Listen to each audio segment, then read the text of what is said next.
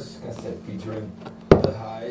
Vi prøver lige at runde ligestillingsdrej en lille smule, fordi det er jo i sagens natur et eller andet sted, der har handlet meget om, hvor kvindernes ligestilling har handlet bag. Men spørgsmålet er, der også nogle steder, hvor mænd efterhånden har råd bag.